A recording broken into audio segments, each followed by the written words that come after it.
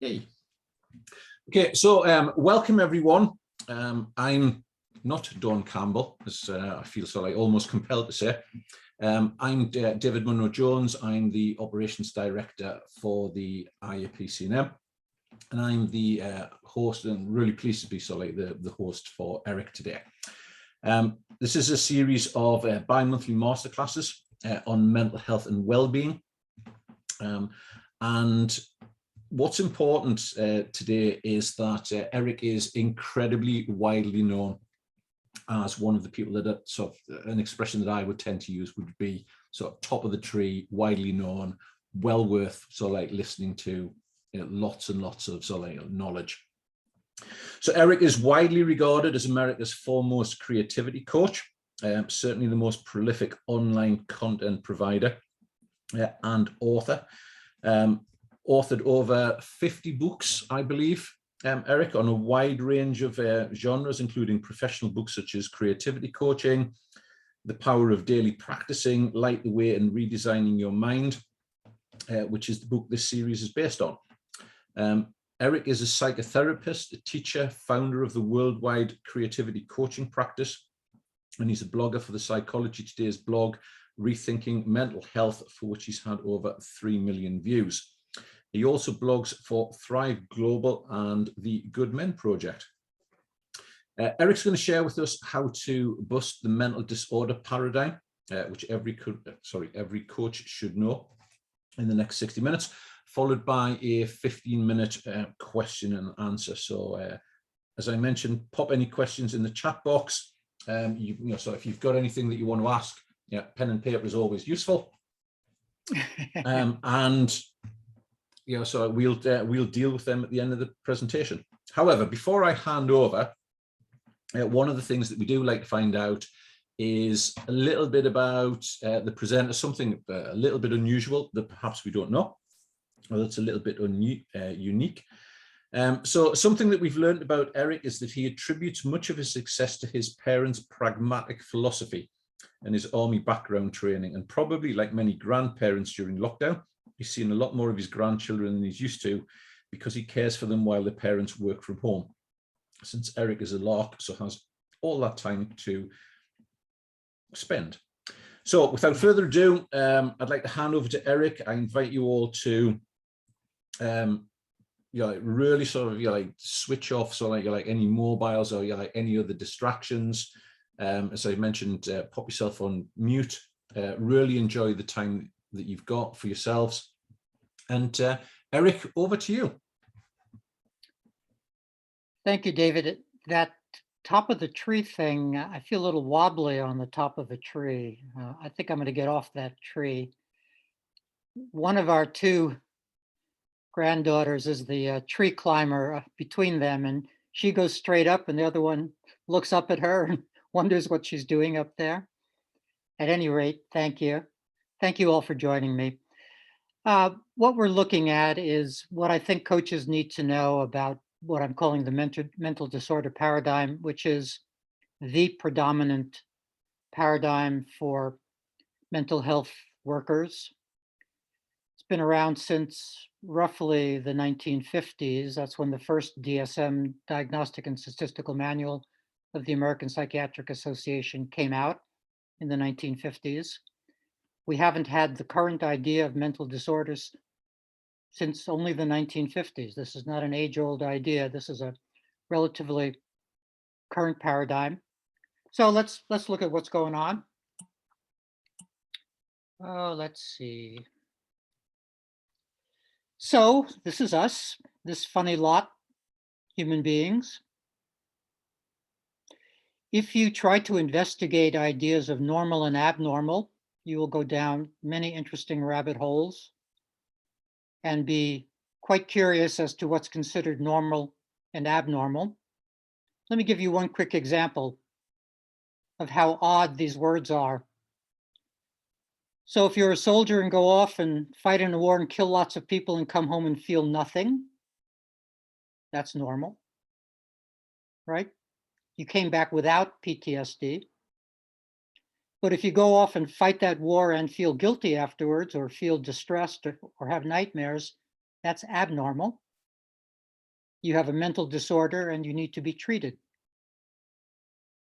So it's interesting. That's just a glancing blow at normal and abnormal, but they're very odd words that get bandied about as if people understand what they mean.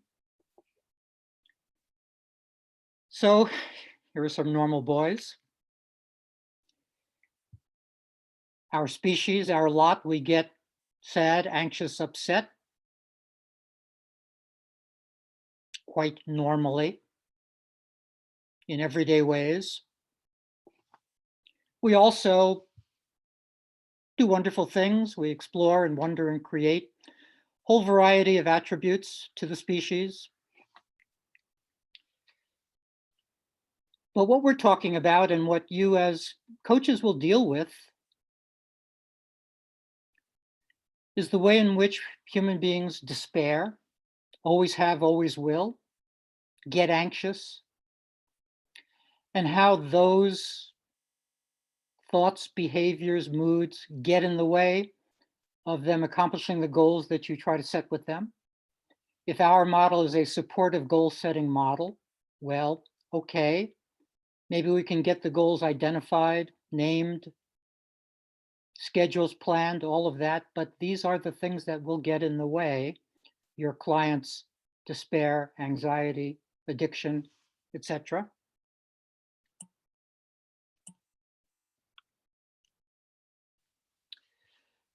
What follows today, if you are sad, we don't even use words like sad anymore, right? That's like an odd sounding word to your ear, I'm sure. But what happens nowadays if we get sad or are despairing is that we're going to get a mental disorder diagnosis. We're going to get a label. Clinical depression, generalized anxiety, some label. And tens of millions of people are getting these labels all the time, including millions and millions of children. By the way, parenthetically, in case I don't get to say it, I want to say it here. There are two diagnostic and treating diagnostic Bibles. One is the DSM, the Diagnostic and Statistical Manual of the American Psychiatric Association. That's the one used in the States and in a lot of the world. And the second is one you may be more familiar with on the continent, and that's the ICD, International Classification of Diseases, which is also used for diagnosing and treating so-called mental disorders. So there are two Bibles, but they both do about the same sort of work, so I'm going to lump them together for this chat.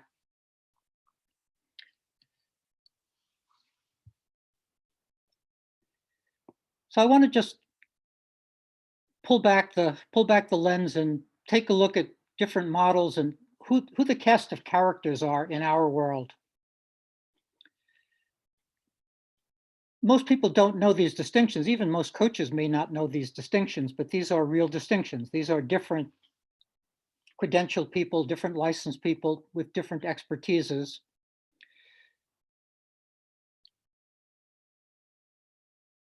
Psychiatrists are medical folks. They need a medical degree. Their basic tactic is to diagnose.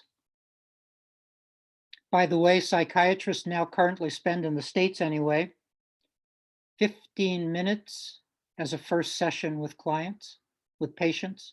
What could you possibly do in 15 minutes?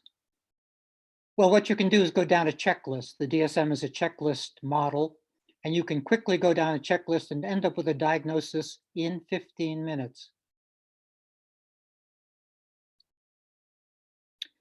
Because they are medical professionals, they use the medical model language. By the way, it's the analogy between physical disorder and mental disorder that makes mental disorder such a powerful metaphor. We think there must be mental disorders because there are physical disorders, so of course there must be mental disorders. It's an analogy. It's a linguistic analogy that works beautifully to sell the idea that there are mental disorders. So psychiatrists treat, and how do they treat? Almost exclusively nowadays with chemicals. Not so long ago, maybe a decade ago or some time ago, maybe they also did psychotherapy, but now their workloads they're trying to see more and more people quickly. So the talk has shrunk, and mostly they're operating by proposing chemicals. We'll talk a bit in a moment, but I just want to say it here first. There's a difference between medication and chemicals with powerful effects. Something's only a medication if it's treating a disease. If it's not treating a disease, if it's being given to you because you hate your boss, for instance, that's not medication. That's just scotch. That's just a chemical that you take because you hate your boss. So these things that are called medication are really just chemicals with powerful effects. The model is a pseudo-medical model. And although they try to have it all ways, the main thing they claim to be looking at is the body, not psychology, not social issues, not the effects of COVID on society, not this, not that, but neurotransmitters, things in the brain, the body.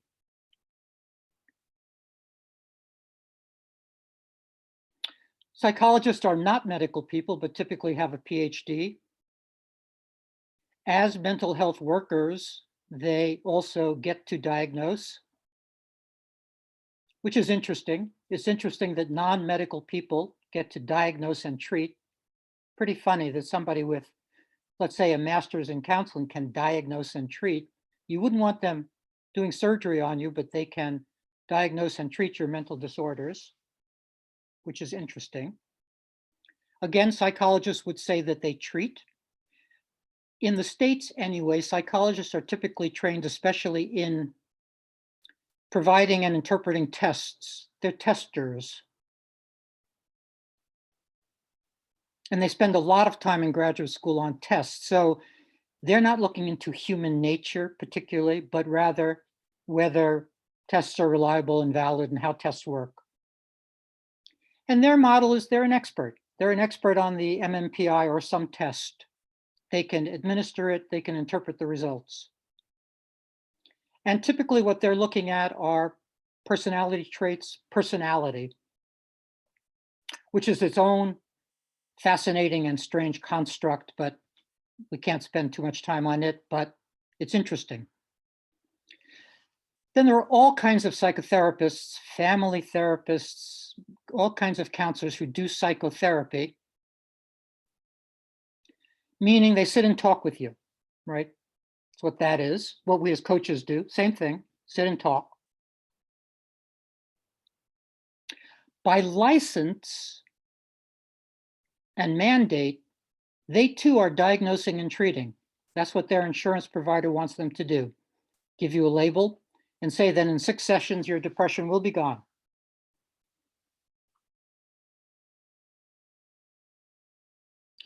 Typically, to get their license, they have to claim a theoretical orientation like I'm a Jungian, I'm a Freudian, I'm a this, I'm a that. And their model too is an expert model. They know something that the client doesn't know. And typically what they claim to be looking at would be your psychology or your mind. Again, not necessarily your circumstances, but your individual psychology. Now, what do they do in reality? That's their by license. In reality, and this is what I think coaches don't realize, they do exactly what coaches do in reality. In reality, they support their client. They have chats, useful supportive chats, and they goal set. And they monitor goals. And what they're essentially doing, as coaches do, is offering support. And their main tool is chat, talk. And their main way of being is to be supportive.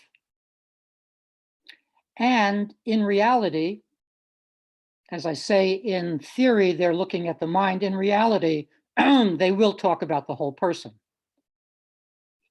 If their client's mother just moved in, They'll talk about that. Oh, how's it feel that your mother just moved in, and how's that affecting the family and all of that? They'll talk about the same things a coach might talk about. What's going on?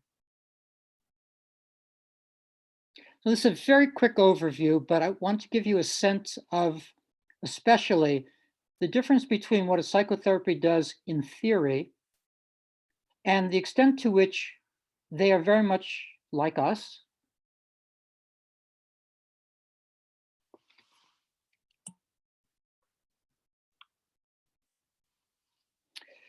So these mental disorder diagnoses that are rampant, that tens and tens of millions of people are getting every day of the week, are they justified? Are they valid? Are they legitimate? Do they make any sense? You can tell that my short answer is going to be no, but let's look. So, what is this thing called a mental disorder? Before I go to the next slide, just think about that for a split second. What's it supposed to be, a mental disorder? What do you think it is? Well, here's what it is. One group and one group only gets to tell you what a mental disorder is. This is the definition of a mental disorder, as you will find in the DSM-5 of the American Psychiatric Association. I'm just going to leave this up here for a second, not so much for you to read, but just if you were reading it, you would see lots of ors, not ands. I'm going to point. I guess you can't see me pointing, but you'll see ors. That is, a mental disorder is this or that or the other thing. And by using ors in the definition, you get to include everything you want to include. It's inclusionary rather than exclusionary. It's a very important point. Let me give you an example.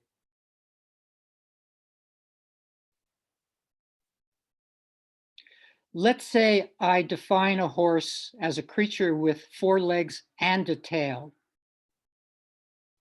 Then for you to be a horse, you need 4 legs and a tail. But let's say I define horse as a creature with 4 legs or a tail. Then a squirrel becomes a horse because it has a tail. I no longer need the 4 legs. Well, I'm not sure that analogy quite worked because I guess a squirrel has 4 legs, but you get the idea. What has 2 legs? A chicken. A chicken then becomes a horse because even though it only has 2 legs, all I needed, does it have a tail? Forget the analogy.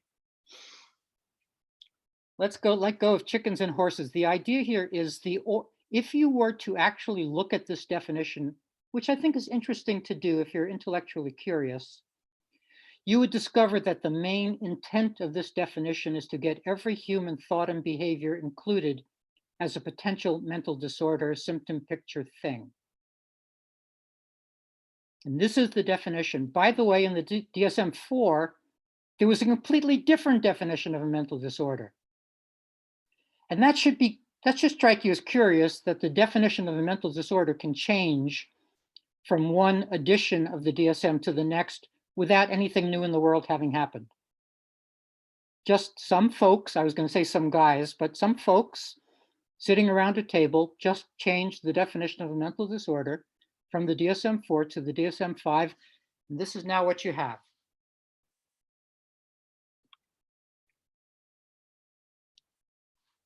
So here's the quiz.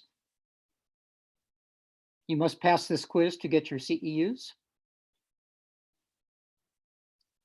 What's a mental disorder? Is it a biological problem, a genetic problem, a psychological problem, a personality problem, a behavioral problem, a societal problem, all of the above, none of the above? Well, for the mental disorder paradigm, it's both all of the above and none of the above. It's complete dodge. No psychiatrist will tell you which of these things it is. They'll just put them all together. Well, it's a biological, genetic, psychological, personality, behavioral, societal problem, which will have told you a lot, right?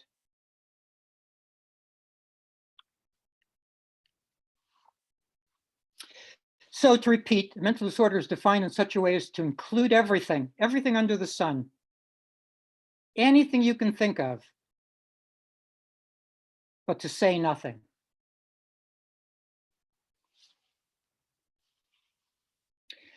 And this is equally true for adult mental disorders and childhood mental disorders. And I'm especially upset by the way in which kids are labeled, because they can't defend themselves against this labeling process. But it's the same process. So this definition allows just about any collection of things to be called mental disorders. This is a dancing at work mental disorder. You won't have remembered because you did not read the definition carefully, because who can? It's always in small print. But one of the definitions of a mental disorder is if your work is impaired. Well, these guys, their work is impaired. They're dancing too much. Way too much dancing at work. This would be a mental disorder. If there was some profit, psychiatrists could make some profit from dancing at work disorder, this would be a mental disorder.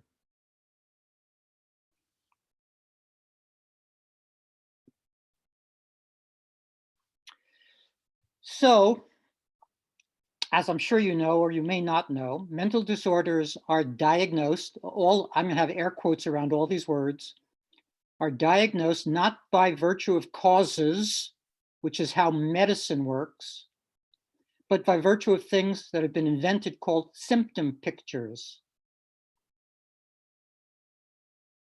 Not causes, which is the way medicine works, but symptom pictures.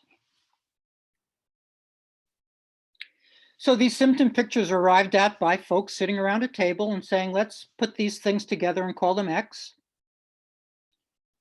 Let's put fatigue and overeating and 3 other things together and call it clinical depression. This is really how it works. Let's put these 7 things together and call it something. Let's say a kid says no very often to his parent. Let's have that be part of something we'll call oppositional defiant disorder. Well, let's make saying no a mental disorder.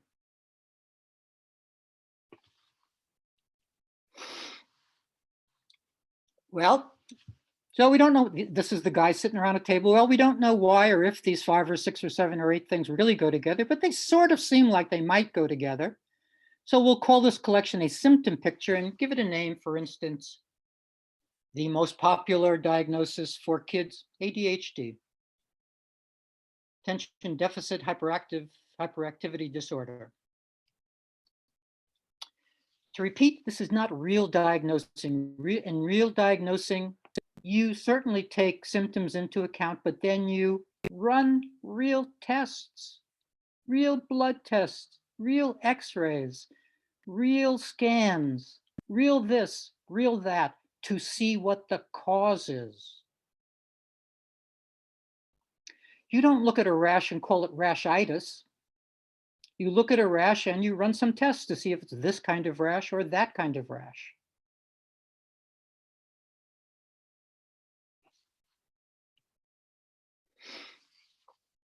And remember, it's not just psychiatrists who are using this diagnose and treat model. It's every mental health professional, including every master's level counselor, mental health counselor, marriage and family therapist. Everybody's using the same model. It's the only way they get paid their insurance. Well, you don't. In the UK, you don't have to worry about insurance payments. Here, you have to diagnose and treat to be repaid by your client's HMO.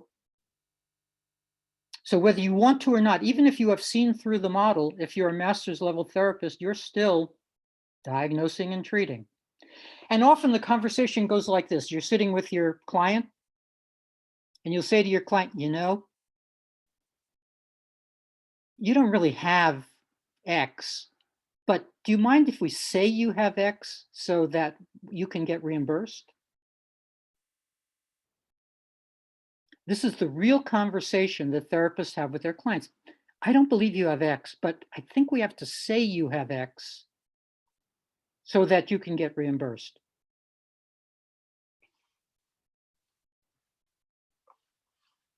So let's look at one of these so-called mental disorders. Here's a boy. There's never been a boy. I'm not sure if girls can avoid puddles, but there's never been a boy born who can avoid jumping in a puddle. Can't happen. It'd be a different species.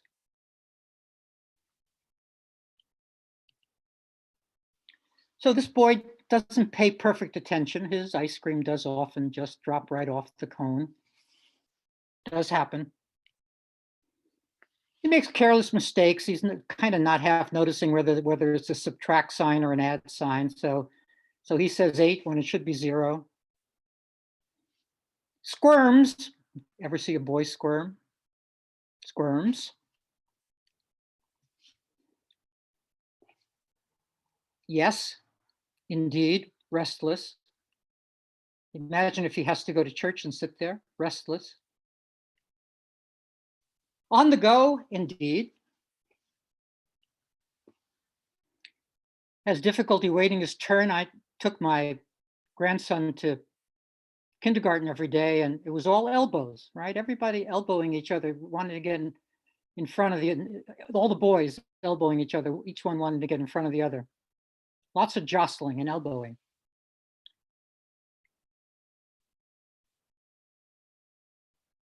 In his own world, doesn't seem to listen.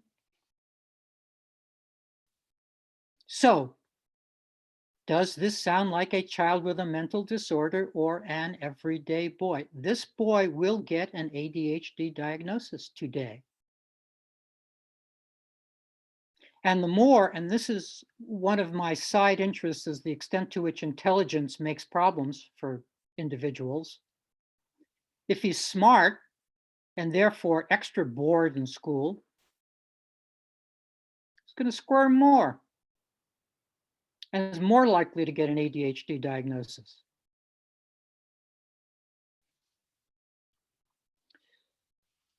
So this boy is going to get an ADHD diagnosis. By the way, just track the following idea. Let's say you're born with a lot of, the Chinese call qi, a lot of life energy. Say you're born with a lot of energy. You're heading down this road, aren't you? Can you just see how being born with a lot of energy is going to lead to an ADHD diagnosis in about 6 years?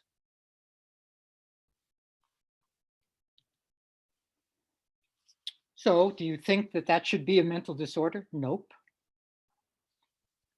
Let's look at a second one. Here's a teenage girl. We know her. Watch out for her. Loses her temper. At her parents, of course, mostly, but also at her siblings and her best friend, who's then her worst friend, who's then her best friend, who's then her worst friend. Touchy. Are you kidding me? Yes, touchy. Easily annoyed. Often resentful. Yep. Especially if you say something about what she's wearing to school.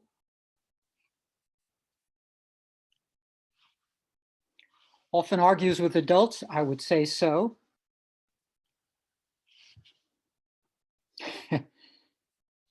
Often refuses to comply with requests. I would say so. Again, does this sound like a mental disorder or a teenage girl? And this teenage girl, in the wrong circumstances, namely if she finds her way over the threshold of a psychiatrist's office, is going to get an ODD diagnosis, an oppositional defiant disorder diagnosis, or some other unwarranted diagnosis. So if you display these behaviors, and by the way, the individual is not saying I have a problem. Society, his or her parents are saying you have a problem. The kid's running around. The kid's not saying I have a problem. Kid's enjoying himself, bouncing off walls. And that teenage girl is not going to say she has a problem, and everybody, her parents have a problem.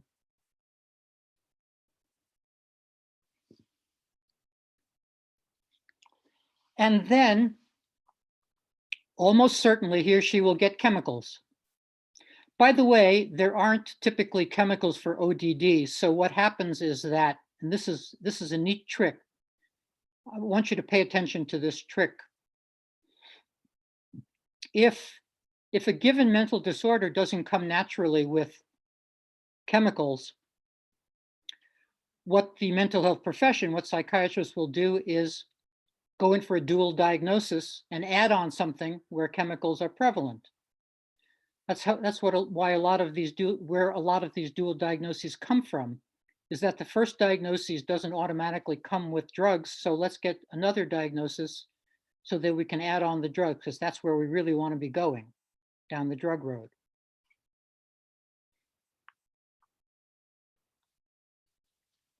Indeed, powerful chemicals. We could spend hours on just how terrible the side effects are of these chemicals, including really increased suicidality, etc.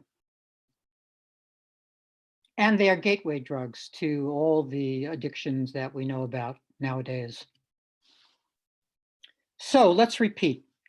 The DSM, remember those initials, Diagnostic and Statistical Manual. It claims to diagnose, and it is 100% silent on causes. It has nothing to say about what's causing the stuff it's labeling. Zero. Can you imagine a medical reference book making no assertions about what's causing a thing? Be tossed right, it would be of no use to a doctor. So the DSM is silent on causes, and it's silent on treatment. Imagine a manual to fix your car that says nothing about how to fix your car. What kind of manual would that be that has nothing to say about how to fix the thing? And that's why they throw in that cute word statistical. It should be a diagnostic and treatment manual if it were an honest document. So they found another word to stick in there, statistical, whatever that means.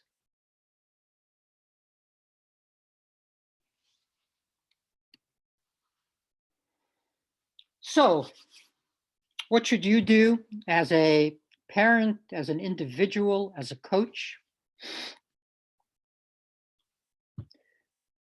Just get it in your mind that these are labels and not genuine diagnoses.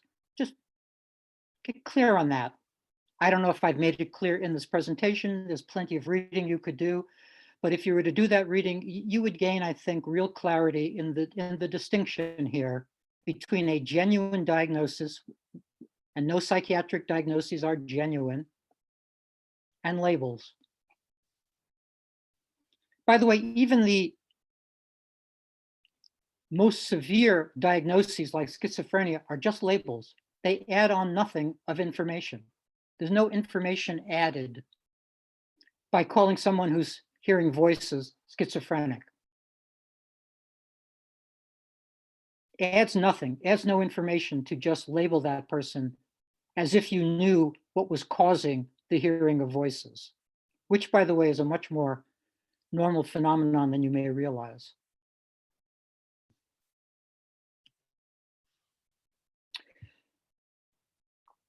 The second thing to remember is that these are not medications, these are not drugs, these are not medications, because they're not treating a disease. There's no relationship there between the one and the other. They're merely chemicals with powerful effects. Human beings have taken chemicals with powerful effects for forever. Magic mushrooms, scotch, marijuana. We take things to alter our mood. We take things because we want to not be in the place we're at.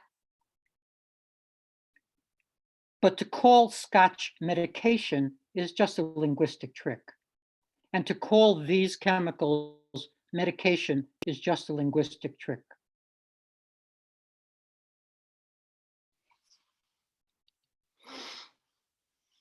Yes, indeed.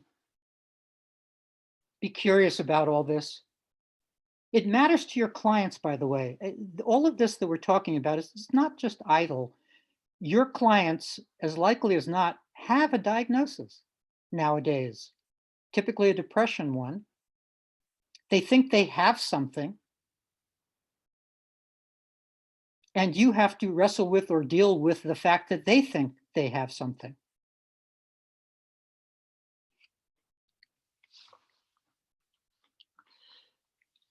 So what can help better than the psychiatric model?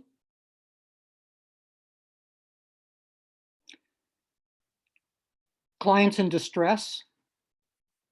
What helps a human being in distress?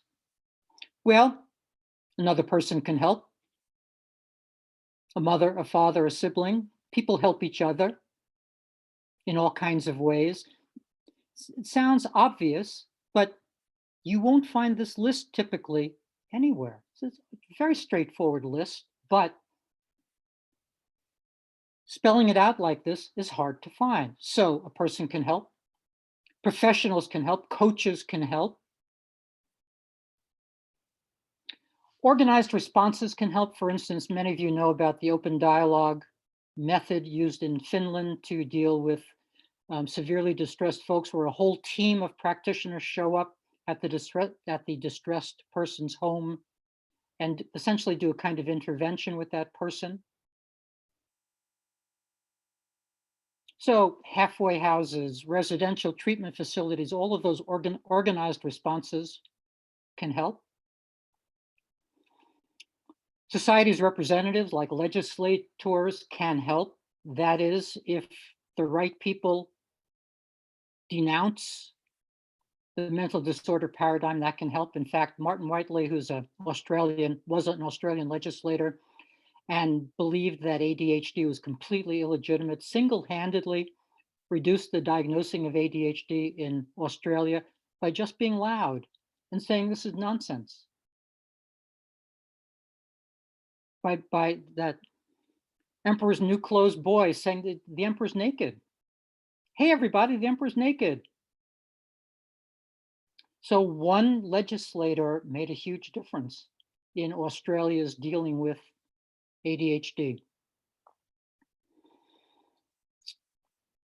Medicine can help if it's a genuine physical disorder. Nothing that I'm talking about here should be construed as anti-medicine, God knows. Medicine is wonderful when it's appropriately used. So this is on this list just to make sure that no one thinks that I'm doing some anti-medicine rant here, not at all.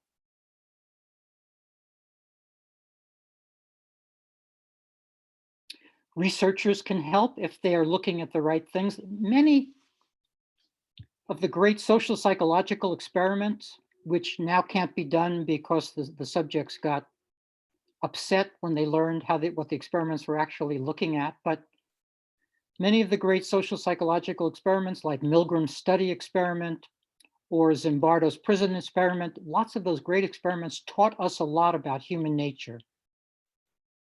So there are experiments to run, there's research to do. It has to be separated from big pharma paying for it. If big pharma pays for the research, they're going to destroy the results that don't support the efficacy of their drugs, which is what they do. Just destroy those reports and only show those which seem to claim that their drugs work. So the research has to be clean.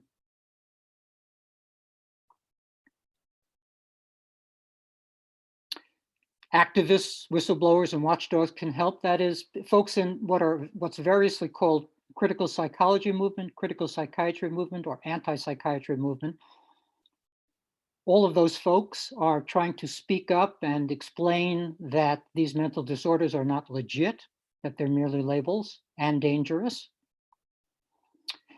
I think for coaches, number 8 is interesting, because I think if our clients don't have a good grip on what sustains meaning or how to think about life purposes, then it's hard for them to tackle the other goals that maybe you are identifying you're working on with them. It may be hard to have them build their home business or write their novel or do whatever it is they want to do if they don't have some pillars upon which all of that work is happening. I think in this series of webinars I'm doing, we get to talk about a life purposes model.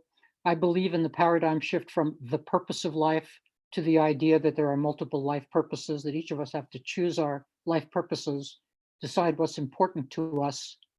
And I think you can see how deciding what's important to you would go a long way to help a client undergird his or her goal activities.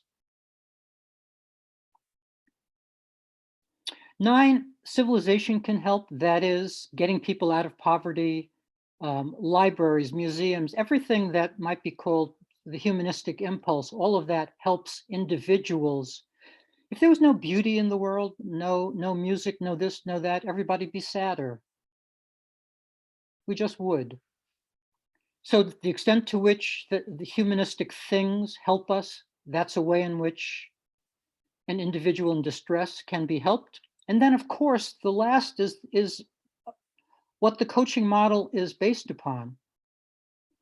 The psychiatric model is take a pill, get well. You don't have any part in that really, except compliance and non-compliance. If you don't take the pill, you won't get well, but if you take the pill, you will get well. That's the psychiatric model. Our model is, let's sit here together and figure out what you're going to do, and then you better do it.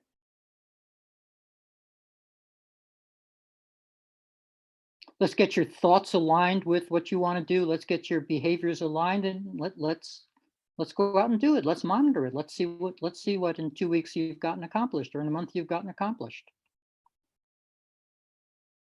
This is a simplified picture of alternatives to the mental disorder model. That is what will help a person in distress.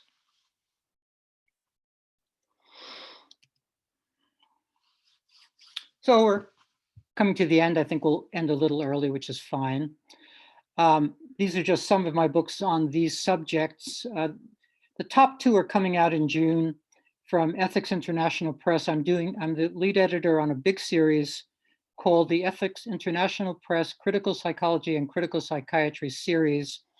We're going to be looking at every aspect of what's wrong with the psychiatric model, including psychiatry and the law, mental disorders of childhood, research, all of it.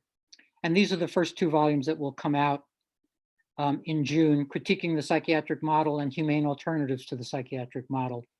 We have some super people in the books, folks like Peter Kinderman, who's the former president of the British Psychological Society, etc. So we have good folks in these books.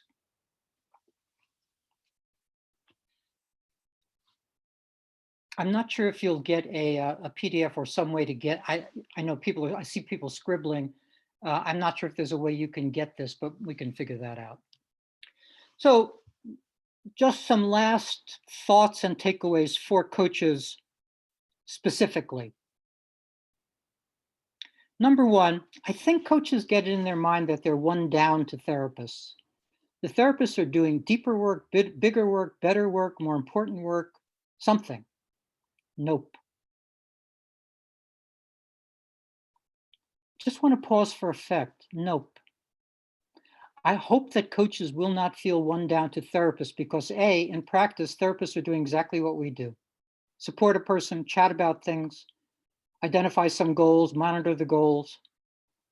In addition to that, they're doing the unnecessary, illegitimate, unfortunate thing of layering on this diagnose and treat model. So what they're doing is coaching, and then they're burdened by this extra thing that they shouldn't be doing. Number 2, just embrace our model. I think it's a great model. It's a co-creative. You're a human being, I'm a human being. Let's think about things. Let's figure out what you want to do. Let's get some goals named.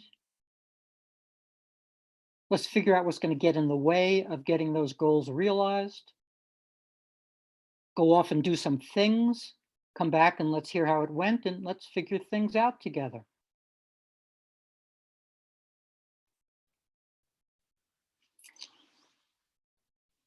Number 3, And that's try not to collude in the labeling. So if a client says to you, since I have ADD, I can't possibly do X, I would reframe that in my languaging to, oh, if you're having some trouble concentrating, then maybe we can. Don't feed back the label if you can help it. I think that helps disentangle what's going on for your client. I think when your client hears you saying it that way, they start to let go of the labeling themselves. So every time you hear a client say, since I have X, just see if you can find your way to massage that when you hand it back and language it in everyday, normal, non-diagnostic language.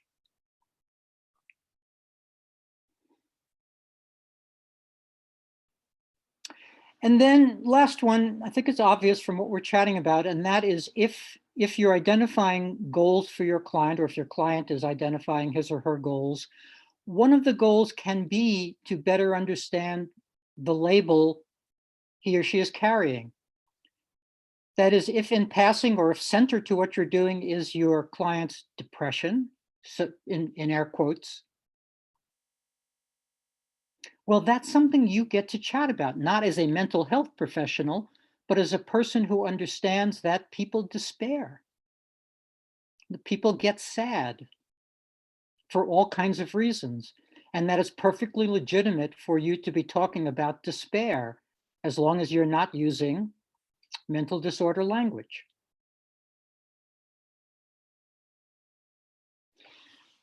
Okay, that may be the last slide. I'm guessing it sounds like it might be. So I think I'll hand it back to you in a second, David. Let me just see if there is. Oh, I say in conclusion. Well, the conclusion is I think there are more webinars in this series, so come join me for those. In conclusion, I hope you've gotten a sense of how the mental disorder paradigm works and the extent to which it's illegitimate and the extent to which what we do is quite wonderful and in many ways better than the pseudo-medical model, the psychiatric model. So I think we can take some pride in what we do and feel good about what we do, because I think it's not just an alternative to the medical model, but a better and more legitimate alternative. That feels like a conclusion. So that's my website. Do get my newsletter if you don't already, and be in touch with me about any old thing at that email address. And that should do it. Yeah. Okay, so David, I will turn it back over to you. And if there are questions, great. Yeah, thank you, Eric. That was sort of from my personal point of view, that was really, really interesting. I've made copious amounts of notes, and I think certainly from my own personal experience, I've sort of been on the receiving end of labels at like at one stage or another, so I can certainly relate to that. Within the chat, there have been quite a lot of different comments about labels, so like, and how they might affect children, so like, and the use of that. So what I'm going to do is I'm going to open it up to the participants. If anybody wants to ask any questions based around some of the comments that that you put in there, please sort of wave or unmute yourself. May I just remind you that we are still recording, so your question will be recorded. So who has a question or would like any clarification? Teresa, you'll need to unmute yourself. Thank you. So this is like, timing is amazing. I was diagnosed with ADHD, combined ADHD, so hyperactive and inattentive. And I do see that I'm in many things different than my peers. So the problem I see with the whole thing is, if you call it a mental disorder, it's just a negative thing. I have a lot of skills that other people don't have. You know, my thinking is very quick. I can organize things really easily. There are so many things I enjoy about the way I think differently about things. But is it not also important to validate in a way that because you were like, in how you described ADHD, mine, I feel, goes much, much deeper. So I do believe that my brain works different to others, and I don't have to go into why trauma or whatever. But is it not also important to validate, and that can be done without the label, that I speak different, I behave different, I do things different? There's a difference, of course, between validating the person and agreeing with the label. So, of course, validating the person. I reframe a lot of these mental disorders as anxiety states. That's the way I would work with a client. Not the only way, but one of the ways would be to say, let's say you're working on your novel and you claim that you can't concentrate on your novel. I might say, well, maybe your novel's making you anxious. Maybe something about that process when you go into the dark, when you go into the real unknown, is making you anxious. And so if that might be the case, let's look at some anxiety management tools kind of stuff. I might go in that kind of direction. So I would never deny that you're having certain kinds of experiences. We'll just try to think of other ways to think about those experiences. And I would support, or rather I would underline the extent to which you can concentrate. That is, when something interests you, you probably can concentrate, or in certain realms, you can concentrate very well. So how is it that you have this attention disorder deficit if you can maintain attention so well? It can't be that you have an attention deficit disorder, is that something else is going on. And so let's look at that something else. So there's plenty of ways to talk about this that moves it away from a mental disorder diagnosis, but that honors that something's going on. Yeah, thank you. That's really helpful, because I've completely overcome depression and anxiety. I'm such a happy person. And I can at the same time say, I notice things other people don't notice. So for me, it's not a disorder. It helped because now my employer gets a letter and all these things, but it's like a superpower. It's just like you said, what I thought is really helpful is we live in a society that doesn't cater for certain people. So, and let me, since we have a little time, it gives me the opportunity to say a little more about what you're saying. So I have a personality model, a model of personality. It's very simple, but it's very robust, I think.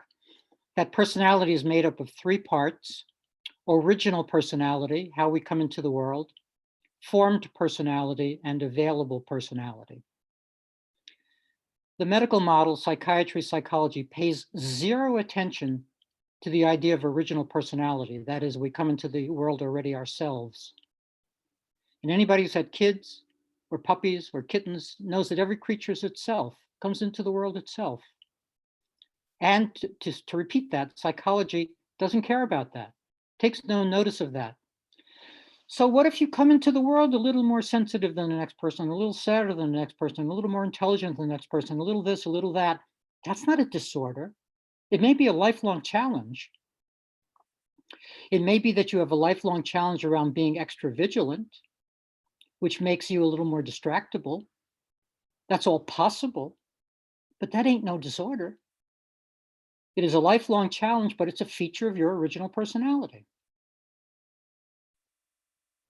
So I think that that model does some nice work because it reminds us about original personality. It reminds us that personality does stiffen over time. That's the formed personality idea, that we do get repetitive and stuck.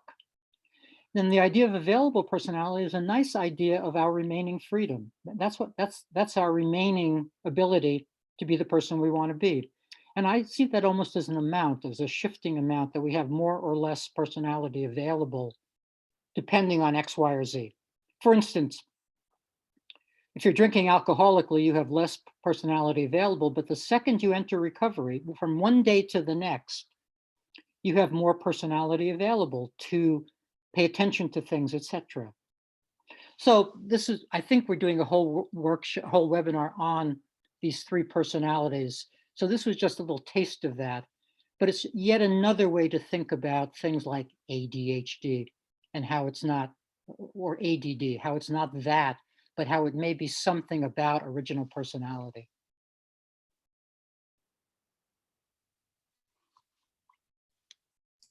Thank you. Anyone else?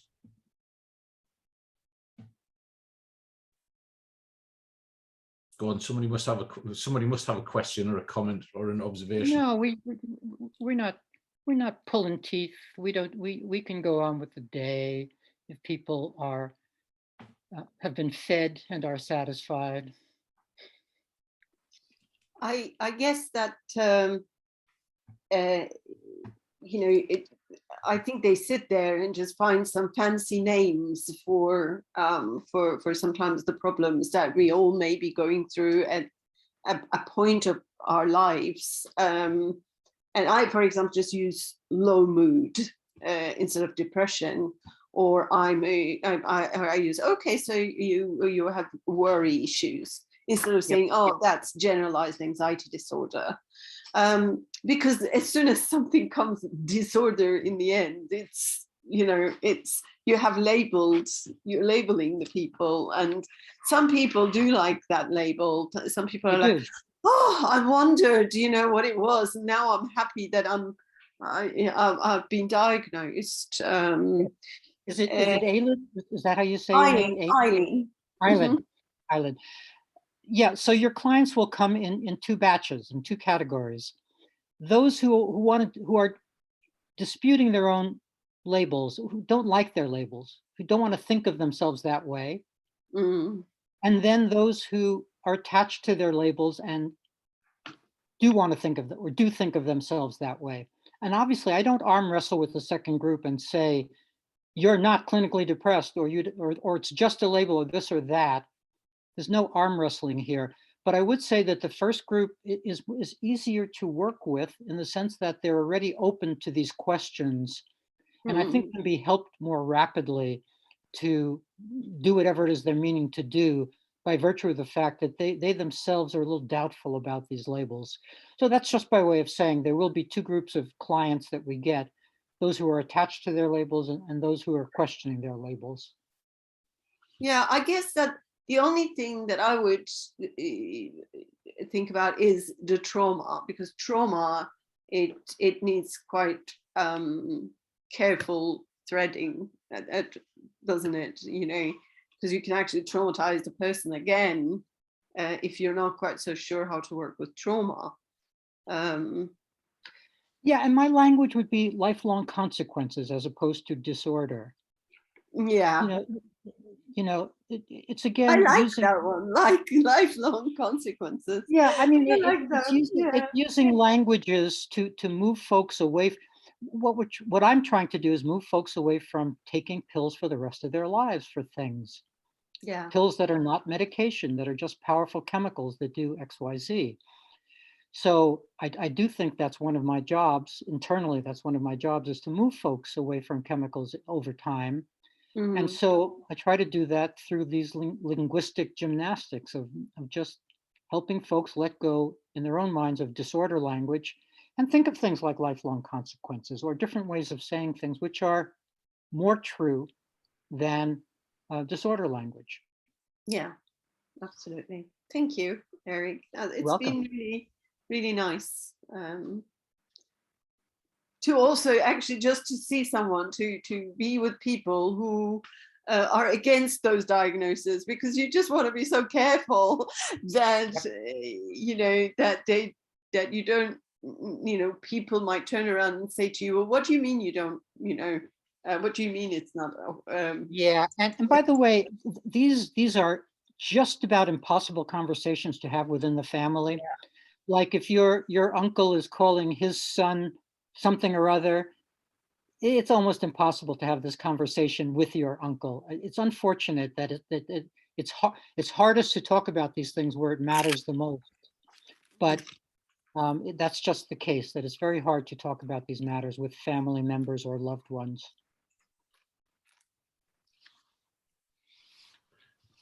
A question there for you, Eric. One of the sort of tenets of a lot of coach training is making the differentiation between what a coach is and what a coach isn't.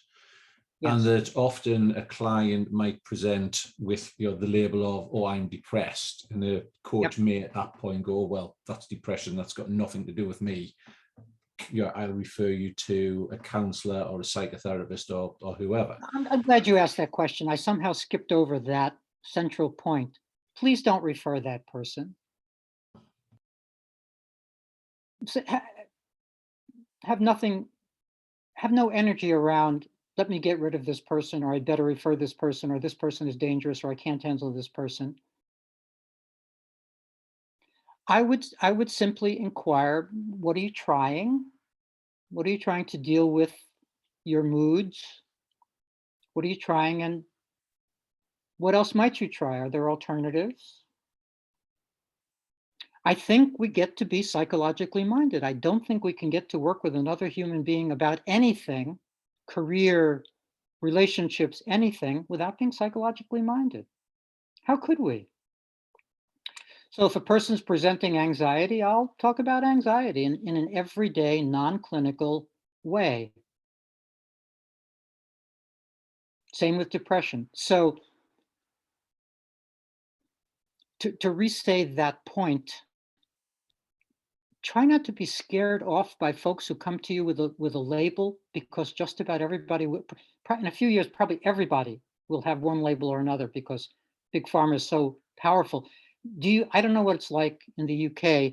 Here, about 2 out of 3 advertisements on television are drug ads here now.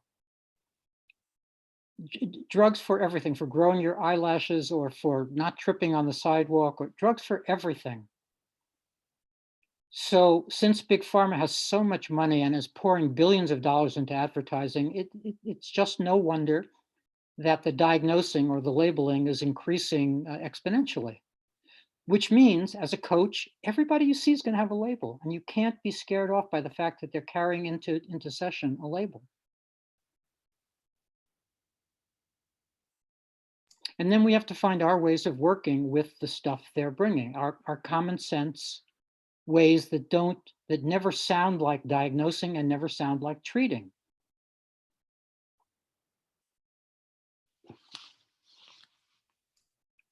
And of course, the easiest, just let me finish that thought. Just the easiest way is to send them off to do a little bit, just as we send them off to do the work, send them off to do a little research.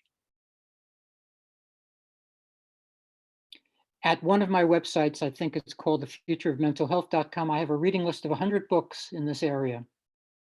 So if somebody wants to learn more about this stuff, there's plenty of stuff out there to look at. madinamerica.com is a great website for this information, run by Robert Whitaker, who wrote the book Anatomy of an Epidemic about antidepressants. His website, madinamerica.com, is great. It's got international bloggers from all over about stuff.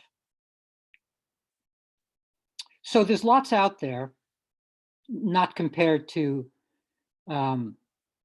conventional stuff. I mean, conventional stuff outweighs the alternative stuff 99-1, but there's still stuff out there for folks who want to learn more about alternative thinking. Sorry, I interrupted someone. I think someone was speaking. I was just going to ask, do you have a, sort of following on from that, do you have a point where you would refer someone to, either a psychiatrist or a psychologist? And if you do have that point, what would that be?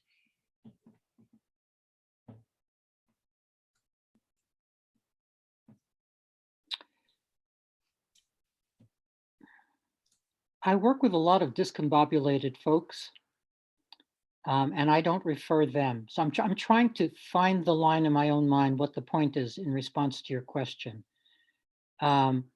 If they're, so to speak, disorganized, that's not reason enough for me to not work with them. I suppose the red flag one, and this is of course a mandated issue for licensed folks, I suppose the line would be suicidality and self-harm. I suppose that's the place where let me say one other thing about chemicals. They're not medication, but chemicals with powerful effects may be useful in some cases. They may allow for a severely despairing person to get a grip on her mood just enough that she doesn't kill herself.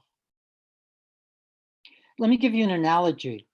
let's say a rhino is rushing at you and you have tranquilizer darts.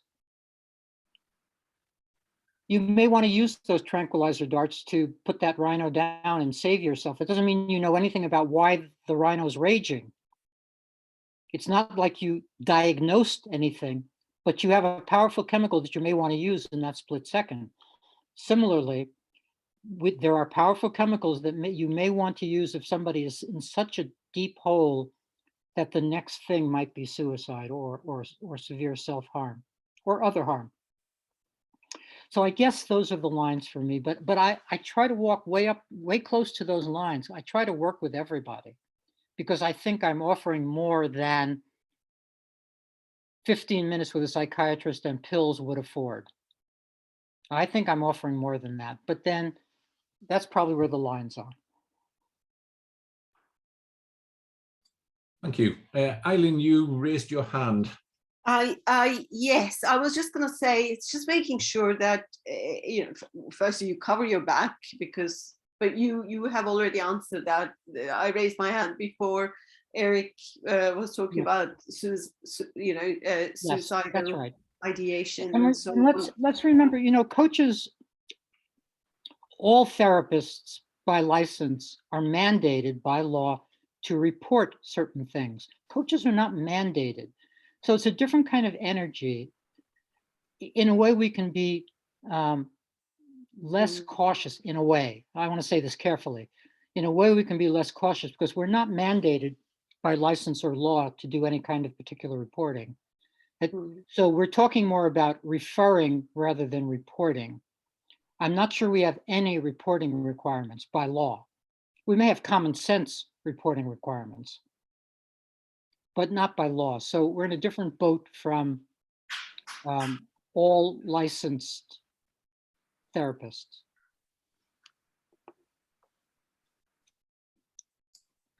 Okay, thank you. So we're coming to the end of the time that we've got. Are there any final questions or observations from anyone?